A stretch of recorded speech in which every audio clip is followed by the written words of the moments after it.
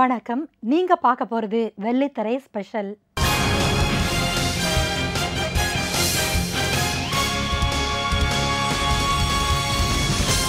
முதல்ல பார்க்க போறது திரைக்கு பின்னால்.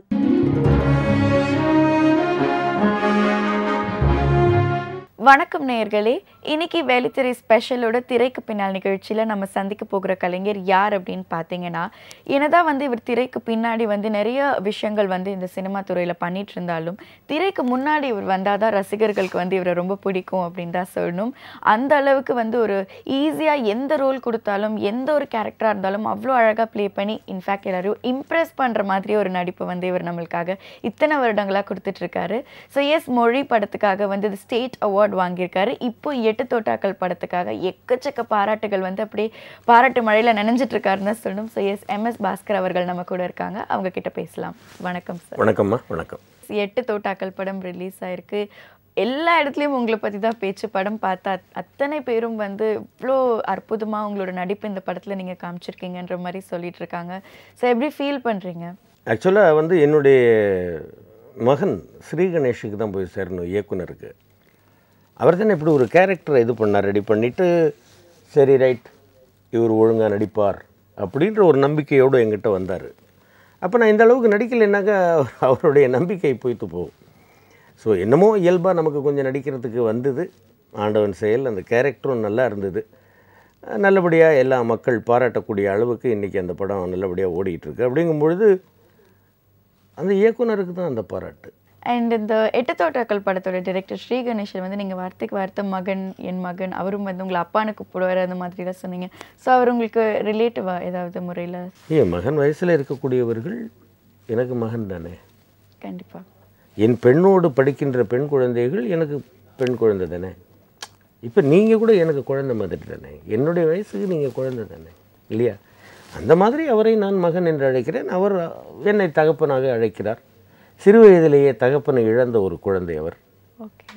ஸோ அவர் என்னை பார்த்தோன்னா நான் உங்களை அப்பான்னு கூப்பிடலாமா? நல்லா கூப்பிடுங்கப்பா, என்ன இருக்குது. என் பையனோட ஃப்ரெண்டுன்னு தான் நினச்சேன் அவர் வீட்டுக்கு வந்தோம். நான் பல பேட்டிகளில் சொல்லியிருக்கேன். நின்னோடனே என் பையனோட ஃப்ரெண்டுன்னு தான் நினச்சேன் நான். ஆதி வீட்டில் இல்லைப்பா, வெளியே போயிருக்காருன்னு. இல்லைங்கப்பா, இந்த மாதிரி அந்த ப்ரொடக்ஷன் மேனேஜர் நாகராஜ் சொன்னார், அந்த டைரக்டர் நான் தான் அப்படின்னு. அப்படி மெதுவாக உதட்ட மட்டும் ஆட்டினார். இவ்வளோ மெதுவாக சொன்னால் காதல் விழப்போ நான் ஏற்கனவே பட்டாவி அப்படின்னு சொன்னேன். அதுக்கப்புறம் கதையை சொன்னார். அதுலேருந்து அப்பான்னா அவரும் கூப்பிடுவார், நானும் அப்பா என் பையனை கூப்பிட்ற மாதிரி தான் கூப்பிடுவார். அந்த கதைக்கு தேவையான விஷயங்கள் தான் அந்த டைரக்டர் வச்சுருப்பார். பட் அதையும் தாண்டி உங்களோட நடிப்பு அப்படின்னு ஒன்று இருக்குது இல்லையா? இது என்னுடைய ப்ரொஃபஷன்மா. சாப்பிடுவது அப்படிங்கிறதுக்கு நாம் கரெக்டான ஒரு சிரத்தையோடு செய்ய வேண்டிய ஒரு பணி அது. அந்த சாப்பாடு நம் இலையில் விழுவதற்கு உண்டான தொழில், பொருளாதாரத்தை தருகிற தொழில் இந்த தொழில். எல்லாருக்கும் அவரவர்களுக்கு அவரவருடைய தொழில். எனக்கு இந்த தொழில். ஸோ இதை நான் சிறப்பாக செய்ததனால்தான் எனக்கு அந்த அளவுக்கு பேர் கிடச்சிருக்கு. ஜனங்க பாராட்டுறாங்க. இன்றைக்கி நீங்கள் இங்கே கூப்பிட்டு உட்கார வச்சு பேசிகிட்டு இருக்கிறீங்க. இல்லை, அந்த கேரக்டர் நான் சொதப்பியிருந்தேன்னு வச்சுங்க, ஃபஸ்ட்டு டேவோட வேண்டான்னு சொல்லிட்டு வேற ஆள் போட்டிருப்பாங்க, இல்லையா?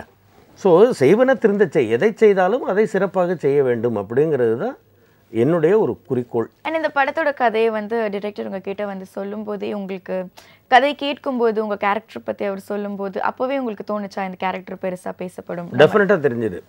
சாதாரணமாக ஒரு ரொம்ப சீண்டப்பட்டார்கள்னு வச்சுக்கோங்களேன், அவனுக்குள் இருக்கக்கூடிய ஒரு வீம்பு, வைராக்கியம், அது எதுவாக இருந்தாலும் வெளியே வரும். மண்புழு, அதை கூட நீங்கள் ரொம்ப மீச்சிங்கன்னா அது திரும்பி வாயை கொண்டாந்து வைக்கும். அதுக்கு பல்லு இல்லை, அது கடிக்காது. ஆனால் அதனுடைய எதிர்ப்பு அது, இல்லையா? அந்த மாதிரி பூனையை கூட ரூமில் விட்டு அடிக்க முடியாது, மேலே விழுந்து பிராண்டிட்டு ஓடிடும். அந்த மாதிரி ஒரு பாதிக்கப்பட்டவன் அவன் என்ன செய்கிறான் அப்படிங்கிறது தான் கதைன்னு சொல்லும் பொழுது, இது ரைட், ஓகே. நான் அப்போவே யோசித்தேன், இதுக்கு ரொம்ப இயல்பாக நடிக்கணும். நடிப்பு அப்படின்றது 1% கூட தெரியக்கூடாது. அந்த அளவுக்கு அதை யோசித்து அதை நிறைய அது மைண்ட்லேயே நான் ரொம்ப ஹோம்ஒர்க் பண்ணிவிட்டு அதுக்கப்புறமா அங்கே போகும்போது சொல்லும் பொழுது இப்படி இப்படி பண்ணிக்கலாம்ப்பா அப்படின்னு இயல்பாகவே கொஞ்சம் நேச்சுரலாக நடிக்கிறதுக்கு நமக்கு தெரிஞ்சதுனால அது கொஞ்சம் இயல்பாக வந்தது. அண்ட் இந்த படத்தோட ஒரு உச்சக்கட்ட காட்சியில் ரொம்ப ஒரு பெரிய ஒரு டயலாக் ஒன்று நீங்கள் பேசியிருக்கீங்க, ஒரு முக்கியமான டயலாக் இல்லையா? ஸோ அதை எப்படி பண்ணீங்க? அந்த ஷூட் எப்படி போச்சு? அதுக்காக ரெண்டுமே ஒரு ஷாட்டில் தான் பண்ணோம். ஒரே ஷாட்ல ஒரே ஷாட்டில் தான் பண்ணுது. Oh my God. ஒரே ஷாட்டு ஒரே டேக்கு. அப்பா இது வந்து ஒரே ஷாட்டில் எடுத்துருங்கடி கண்ணு. என்ன இல்லைப்பா கொஞ்சம் கட் பண்ணி எடுக்கலாம்ப்பா, பெரிய டைலாகுப்பா, போர் அடிச்சிடும்ப்பா, நான் அடிக்காது, நீ பாரு அப்பாவோட பர்ஃபார்மன்ஸ் பாரு, போர் அடிச்சதுன்னா நீ கட் பண்ணி எடுத்துக்கோ அப்படின்னு தான் சொன்னேன் மகன் ஸ்ரீ கணேஷ்கிட்ட. அவர் சரிப்பா நான் எடுத்து பார்க்குறேன் அப்படின்ட்டு ட்ராக் போட்டு எடுத்துட்டு அதை பார்த்துட்டு அப்படியே உட்காந்துருந்தாப்புல. என்னம்மா அண்ணன் அப்படியே கண்ணெல்லாம் கலங்கி திரும்பி, அப்பா சூப்பர்ப்பா, வேண்டாம்ப்பா ஒன்மோரு. நான் அதை தான் நான் சொன்னேன் முதல்ல.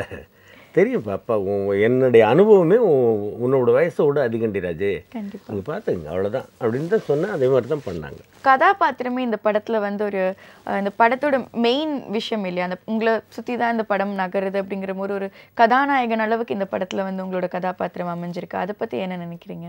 எனக்கு தெரிஞ்சு கதாநாயகன் அதனுடைய இந்த சப் இன்ஸ்பெக்டர் வெற்றி தான். ஆமாம், எனக்கு அந்த அளவுக்கு ஒரு முக்கியத்துவமான ஒரு இது அப்படிங்கும் பொழுது அது ஒரு இந்த மாதிரி தானேம்மா, ஒரு நல்ல கேரக்டர். ஸோ இந்த கேரக்டரை சுற்றி மற்ற விஷயங்கள் நடக்குது அப்படிங்கும் பொழுது அது நீங்கள் சொல்கிறீங்க கதாநாயகன், எனக்கு தெரியல, இது ஒரு நல்ல கேரக்டர். என்னுடைய லைஃப் டைமில் நான் செய்த பல கேரக்டர்களில் இதுவும் ஒரு நல்ல கேரக்டர்.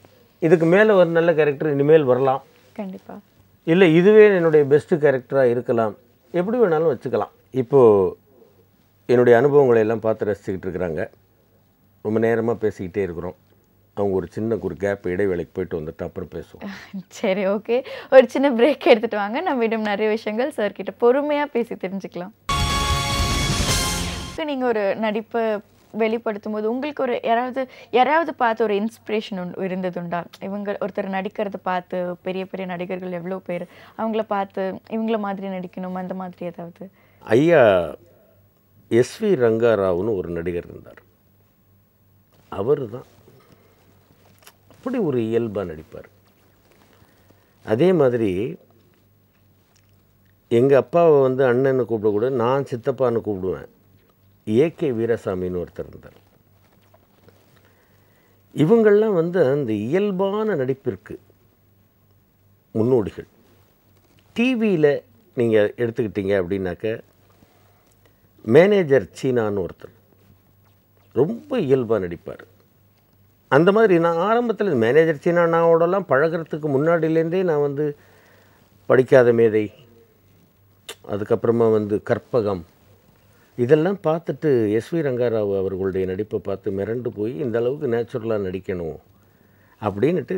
எனக்கு இன்னொன்று இந்த டப்பிங்கில் நான் இருந்ததுனால அது எனக்கு ஒரு பெரிய ப்ளஸ். அந்த வசனங்கள் மனப்பாடமாகிறது கொள்றதுலாம் இறைவன் செயல். ஸோ இப்பயும் நீங்கள் இன்னும் டப்பிங்லாம் பண்ணிட்டு தான் இருக்கேன். அண்ட் உங்களோட மகள் உங்களோட படங்கள் பார்த்துட்டு ஏதாவது அழுதுட்டாங்க. இந்த படம் பார்த்தா 8 தொட்டாக்கள் பார்த்துட்டு ஃபோனில் பேசும்போது அழுதுட்டாங்க. ஏமா அழுவுறீங்க? என்ன நல்லா இருந்ததுப்பா, படம் நல்லா இருந்ததுப்பா. நாங்கள் ஏமா நல்லா இருந்ததுக்கு ஏமா அழுவுறீங்க? அது ஒரு ஹாப்பினஸ் இல்லையா? கண்டிப்பாக. அண்ட் இந்த கேள்வி நான் கேட்கணும்னு நினச்சிட்டே இருந்தேன். கமல் சரோடு வந்து ஆல்மோஸ்ட் நிறைய படங்கள் நீங்கள் வந்து பண்ணியிருக்கீங்க இல்லையா? ஸோ அவரோட அறிமுகம் எப்படி நடந்துச்சு? அதுக்கப்புறம் அந்த ஃப்ரெண்ட்ஷிப் எப்படி கண்டினியூ? இல்லை, அதாவது அண்ணாவை பற்றி பேசணும்னாக்க வந்து ஆண்டவரை பற்றி பேசுகிற மாதிரி எனக்கு ஃபஸ்ட்டு நான் அண்ணாவை பார்த்தது வந்து இந்த கோவளம் பீச்சில். அதான் இருட்டுலையும் பளிர்னு தெரிஞ்சாங்க. இதில் கோவளம் பீச்சில் அன்னை வேளாங்கண்ணின்னு ஒரு படம் தங்கப்பன் மாஸ்டர்கிட்ட அண்ணா வந்து அசிஸ்டண்ட்டாக இருந்தாங்க. அப்போ நான் சின்ன பையன் இப்போ பார்த்தது. அதுக்கப்புறமா ஒரு தடவை 2 தடவை நான் வந்து அண்ணாவை அங்கங்கே எங்கேயாவது பார்த்துருக்கேன். அதுக்கப்புறம் ஒரு 2 வருஷம் பார்க்கவே இல்லை. ஏன்னா நான் வந்து இந்த இண்டஸ்ட்ரியிலேயே இல்லாமல் நான் வந்து வேறு வேலைக்கு போயிட்டேன். ஓகே, வாய்ப்பு கிடைக்கல. அதுதான் எல்லாம் நடிக்கிறேன்னு எல்லார்ட்டையும் போய் கேட்டு பார்த்து ஒரு படம் நடித்தா 2 படம் ஃப்ரீ அப்படின்னு ஒரு ஸ்கீம் வச்சேன். அப்போ கூட யாரும் கூப்பிடல. அதுக்கப்புறமா என்னடா பண்ணுறது, சரி ரைட்டுன்ட்டு வேலைக்கு போயிட்டேன். வேலைக்கு போனால் தமிழ் ஒரு பழமொழி சொல்லுவாங்க, ஆடின காலம் பாடின வாயும் சும்மா இருக்காதுன்னு. அது மாதிரி மறுபடியும் இங்கே வந்துட்டேன். வந்து டப்பிங் ஆர்டிஸ்ட்டு, அப்படி டப்பிங் தியேட்டரே கதியாக இருந்து பேசிக்கிட்டே. அதுக்கப்புறமா அப்படியே சீரியல்ஸ் எல்லாம் நடிக்க ஆரம்பித்தேன். அப்போ ஒரு தடவை எங்கேயோ ஒரு இடத்துல அண்ணா வந்து ஒரு டப்பிங் ஒரு பேசுகிறதுக்கு வந்தவங்க பார்த்துட்டு, டப்பிங்கில் பேசுகிறீங்களாப்பா அப்படின்னாங்க. ஆமாண்ணா அப்படின்னா. அதுக்கப்புறம் தேவர் மகன் அதில் ராமு மச்சான்னு அவர் சங்கிலி முருகண்ணனுடைய மைத்துனர், அவருக்கு நான் பேசினேன். அப்போ பழக்கமாச்சு. அதுக்கப்புறமா அப்படி கொஞ்சம் கொஞ்சமாக வந்து தசாவதாரம் படத்தில் தான் அண்ணா கூட அந்த பிராட்வே குமார்னு ஒரு கேரக்டர் நடித்தேன். அதுக்கப்புறமா உன்னைப்போல் ஒருவன், பாபநாசம், உத்தம வில்லன், இதெல்லாம் கண்டினியூ ஆச்சு.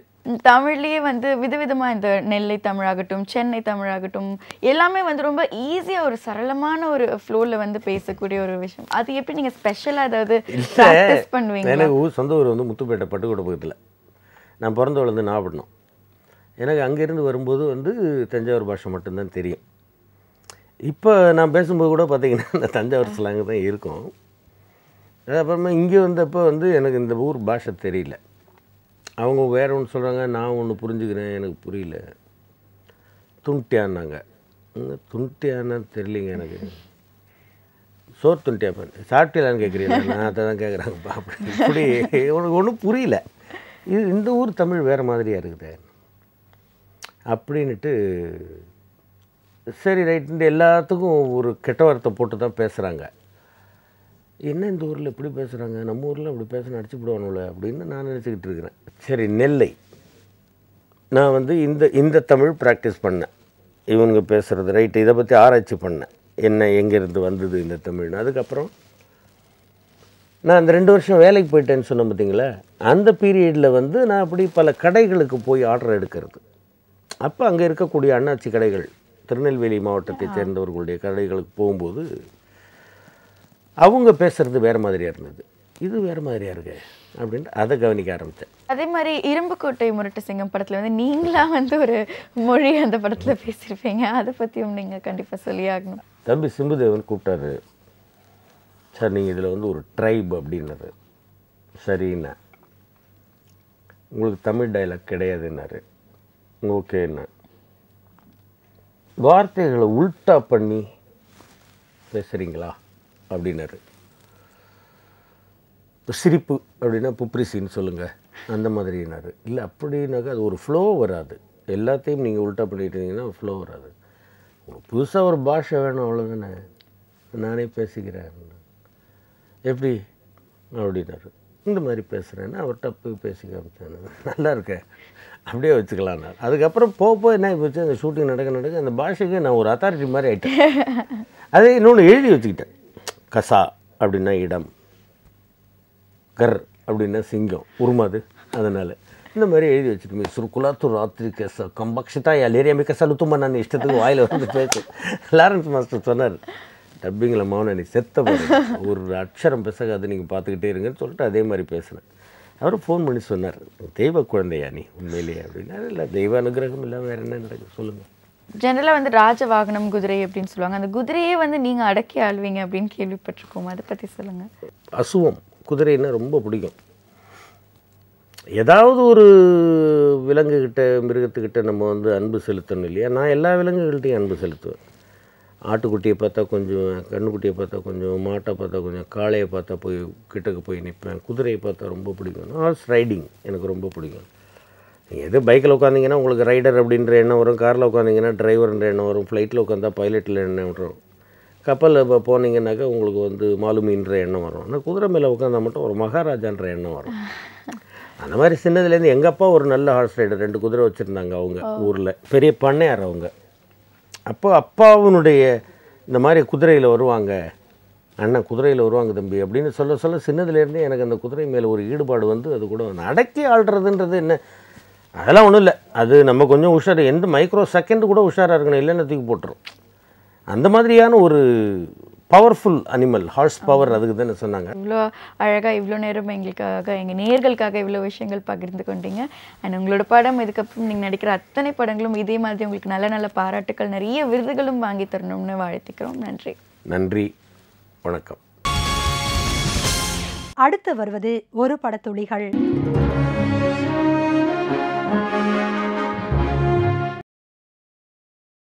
பல வெற்றி படங்களை இயக்கிய எஸ்.எஸ். ராஜமௌலி பாகுபலி படத்தின் முதல் பாகத்தின் இமாலய வெற்றிக்கு பிறகு முதல் பாகத்தை ஒவ்வொரு காட்சியிலும் மிஞ்சி நிற்கின்ற வண்ணம் மிக பிரம்மாண்டமாக இரண்டாம் பாகத்தை உருவாக்கியிருக்கிறார். மகேந்திர பாகுபலி, அமரேந்திர பாகுபலி என 2 தோற்றங்களில் இந்த படத்தில் நடித்திருக்கிறார் பிரபாஸ். மகாராணி தேவசேனாவாக அனுஷ்காவும் அவந்திகாவாக தமன்னாவும் நடித்திருக்கின்றனர். பல்லால தேவன் என்கிற எதிர்மறை பாத்திரத்தில் ராணா தகுபதியும், போர்படை தளபதி கட்டப்பாவாக சத்யராஜும், சிவகாமியாக ரம்யா கிருஷ்ணனும், பிங்கள தேவனாக நாசரும் இந்த படத்திலே வாழ்ந்திருக்கின்றனர். முழுக்க முழுக்க கற்பனை கதையாக உருவாகியுள்ள இந்த படத்திற்கு இயக்குனர் ராஜமௌலியின் தந்தை விஜயேந்திர பிரசாத் கதை எழுதியிருக்கிறார். பரபரப்பான சம்பவங்கள், விறுவிறுப்பான காட்சிகள், எதிர்பார்க்காத திருப்பங்கள், வித்தியாசமான திரைக்கதை, நறுக்க தெரித்தது போன்ற வசனங்கள் ஆகியவற்றை கொண்ட இந்த படத்தை கடந்த 2 வருட காலமாக ஒரு தவம் போல முழு அர்ப்பணிப்போடு இயக்கியிருக்கிறார் இயக்குனர் ராஜமௌலி.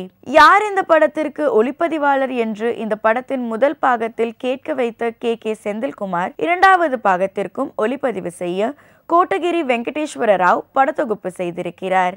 படத்தில் இடம்பெற்றுள்ள 5 பாடல்களையும் மதன் கார்கி எழுத MM கீரவாணி இசையமைத்திருக்கிறார். பாகுபலி முதல் பாகம் 2 மணி 30 நிமிடங்கள் ஓடியது.